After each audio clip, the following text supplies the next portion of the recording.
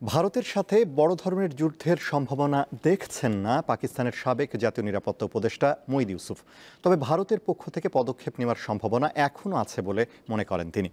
এদিকে ভারতের আগ্রাসী উস্কানিমূলক কর্মকাণ্ডের বিরুদ্ধে জাতিসংঘের নিরাপত্তা পরিষদে অভিযোগ করার ঘোষণা দিয়েছে পাকিস্তান। জম্মু কাশ্মীরে হামলার ১১ দিন পরও সামরিক সংঘাতের দ্বারপ্রান্তে দাঁড়িয়ে ভারত পাকিস্তান। এরই মধ্যে একের পর এক শীর্ষ সামরিক কর্মকর্তাদের সঙ্গে বৈঠক করে যাচ্ছেন ভারতের প্রধানমন্ত্রী নরেন্দ্র মোদী।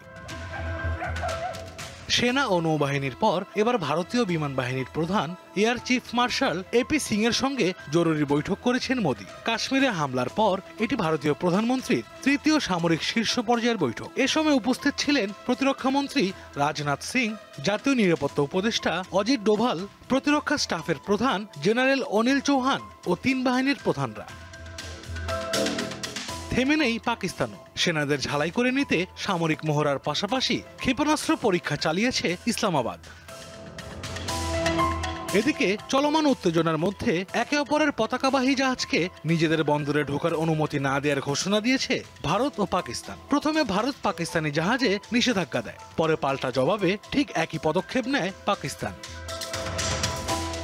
তবে পাকিস্তানের সাবেক জাতীয় নিরাপত্তা উপদেষ্টা মঈদ ইউসুফ মনে করেন ভারত ও পাকিস্তানের মধ্যে সম্ভাব্য যুদ্ধ বাঁধার সময় পার হয়ে গেছে। আল জাজিরাকে দেয়া সাক্ষাৎকারে ইউসুফ বলেন, দিল্লি ও ইসলামাবাদের মধ্যে বড় যুদ্ধের সম্ভাবনা তেমন নেই, কিন্তু ভারত এখনো হামলা চালাতে পারে জানিয়ে পাকিস্তানকে সতর্ক থাকার পরামর্শ দেন তিনি। ক্রমবর্ধমান উত্তেজনার মধ্যে পাকিস্তান ও ভারত সফরে যাচ্ছেন ইরানের পররাষ্ট্রমন্ত্রী আব্বাস আরাগচি।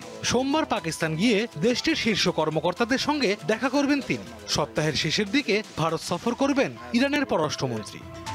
সুদান। আশরাফ শুভ, দীপ্ত, বার্তা কক্ষ।